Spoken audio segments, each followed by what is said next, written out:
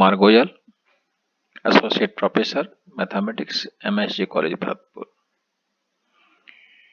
ये video BSc part 3 mathematics student के लिए है, पेपर फर्स्ट अलजेब्रा, जिसमें हम डिस्कस कर रहे हैं होमोमॉर्फिज्म, समाकारिता, ग्रुप समाकारिता।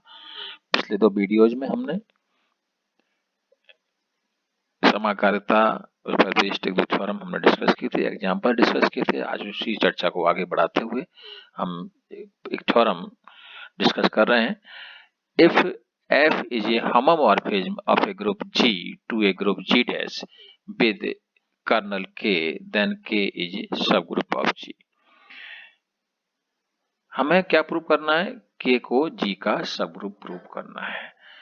K कर्नल हमने कहा G और G डैश, जैसे पहले बताया हमने आइडेंटिटी एलिमेंट E और E डैश ले लिए, स्टार और O हमने द्विआधारी संक्रिया ले ली। आप चाहे तो मल्टीप्लिकेशन भी इसमें ले सकते हैं।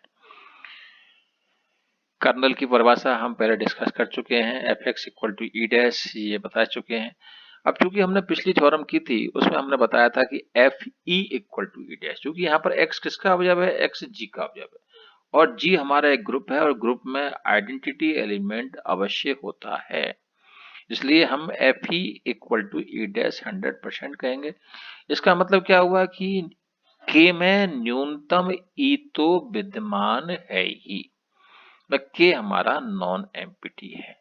तो हमारे सब ग्रुप के लिए जो सबसे इंपॉर्टेंट कंडीशन है कि हमारा वो सेट जो इसका जी का सबसेट है, जिसको हम प्रूव करना चाह रहे हैं कि ये हमारा सब ग्रुप होना चाहिए, तो वो नॉन एम्प्टी होना चाहिए। तो के हमारा नॉन एम्प्टी। अब हमारा टारगेट है कि ए और बी यदि के अवयव हैं तो ए बी इनवर्स भी के का अवयव हो जाए। ए और बी के अवयव हैं तो according to definition F A equal to F B equal to E dash G dash का परिभाषा के अकॉर्डिंग हमारा टारगेट क्या है? हम क्या चाहते हैं? हम ये चाहते हैं इसमें कि दिस ए और बी के बीच में बाइनरी ऑपरेशन कौन सा है? स्टार। ए स्टार, ये गलत लिखा हुआ है, A star B inverse, A star B inverse, ये ब्रैकेट के बाहर नहीं, ये ब्रैकेट के अंदर होगा। ए स्टार बी इनवर्स, फिर ब्रैकेट बंद होगा, equal to F A O F B inverse. चूंकि एफ हमारा क्या है? होमोमॉर्फिज्म है, तो हम ऐसा कर सकते हैं। तो ये करेक्शन आप लोग कर लीजिए। और F A star B inverse equal to F A O F B inverse equal to F A, और अभी हमने एक थ्योरम की थी पिछले वीडियो में, तो F B inverse equal to F B का इनवर्स, क्योंकि बी हमारा किसका अवयव है? बी जी का अवयव, और F equal to E dash O E dash का inverse, this is E dash. इसका मतलब क्या आ गया? F A star B inverse equal to E dash. F A star B inverse अगर ई डैश के बराबर है, इसका मतलब ए स्टार बी इनवर्स हमारा के का अवयव है। ए स्टार बी इनवर्स हमारा के का अवयव है, जी का तो है ही है। जी का अवयव क्यों है? कि हमारा ए बी जी का अवयव है, बी जी का अवयव है, बी इनवर्स जी का अवयव है, और स्टार जी पर हमारा बाइनरी ऑपरेशन है, तो ए स्टार बी इनवर्स भी जी का अवयव है। जी का तो अवयव है ही है, हम ये जा रहे हैं कि ये के का अवयव है या नहीं, तो के का अवयव इसके अकॉर्डिंग हो गया। तो इस हिसाब से हमने क्या सिद्ध कर दिया कि ए के का अवयव है, बी के का अवयव है, A star B inverse B के का अवयव है, और के नॉट इक्वल टू 5, तो के हमारा जी का एक सब ग्रुप है। नेक्स्ट थ्योरम है कि every homomorphic image of an abelian group is abelian, of a cyclic group is cyclic. तो माना कि जी डैश जी स्टार एक एबिलियन ग्रुप है और जी डैश ओ एक दूसरा ग्रुप है। माना कि एफ ग्रुप जी से जी डैश में एक समाकारिता है। हमें क्या प्रूव करना है? कि homomorphic image of an abelian group, abelian group कौन है? जी। इसकी होमोमॉर्फिक इमेज कौन हुई? F G. Image F G है, अगर वो होमोमॉर्फिज्म है एफ, तो हमने कह दिया इसको होमोमॉर्फिक इमेज। इमेज जी की क्या कौन है? F G. अगर वो एफ होमोमॉर्फिज्म है तो नाम इसको हमने कह दिया होमोमॉर्फिक इमेज। तो हमको एफ जी को हमको क्या प्रूव करना है, it is एबिलियन। F G एबिलियन prove करने के लिए, एबिलियन के लिए बहुत आसान है। एबिलियन के लिए अगर यहाँ बाइनरी ऑपरेशन ओ लिया गया है तो चूंकि एफ जी हमारा ये जी डैश का ही सबसेट है तो हमारे जी डैश का ही यहाँ पर कंसेप्ट लगना है। हमने इससे पहले ये प्रमेय में सिद्ध किया है कि एफ जी जी डैश का सब ग्रुप है। इससे पहले ये प्रमेय थी पिछले वीडियो में। F G group G dash का एक सब ग्रुप है। तो A dash B dash belongs to F G इस प्रकार से हो कि F equal to A dash F B equal to B dash, तब A dash O B dash, A dash O B dash हमारा target क्या है कि एफ जी एबिलियन है। तो हम ये केवल ये प्रूव कर दें कि A dash O B dash equal to B dash O A dash. तो देख रहे हैं आप A dash O B dash equal to F A O F B. चूंकि एफ हमारा होमोमॉर्फिज्म में है, इस this is equal to F A star B और this is equal to F B star है। क्योंकि क्यों ऐसा हमने क्यों किया कि हमारा ये जी एबिलियन दिया हुआ है, इसलिए A star B equal to B star है। और अब चूंकि एफ हमारा होमोमॉर्फिज्म है इसलिए हम कह सकते हैं this is F A O F, F B O F है।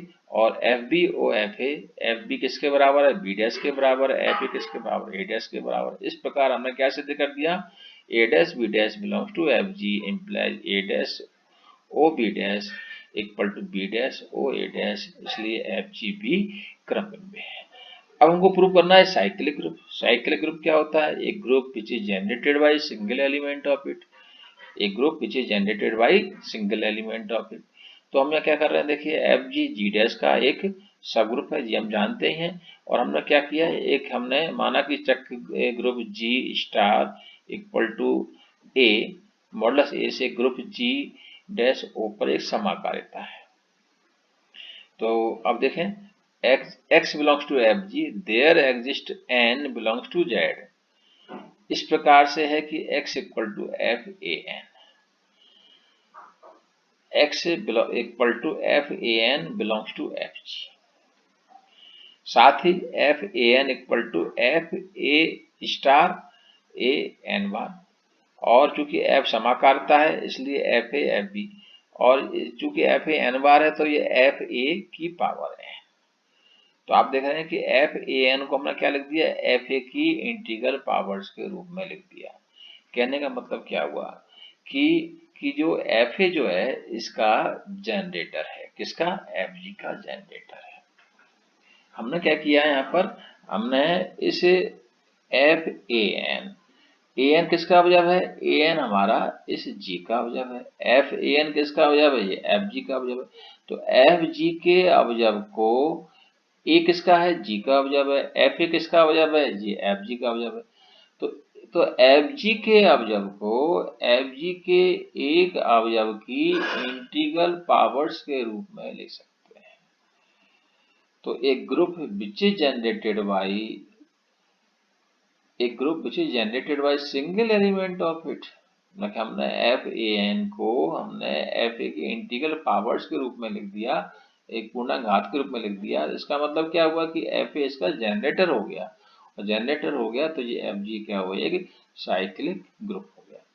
इसका विलोम सत्य नहीं है, ये एक एग्जाम्पल दिया हुआ है, उसको हम देख सकते हैं।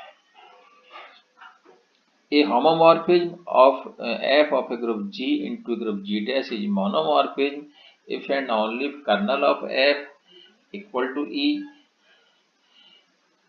where E is identity of G। हमने मोनोमॉर्फिज्म के लिए आपको एक कंडीशन बताई थी कि f हमारा 1 होना चाहिए।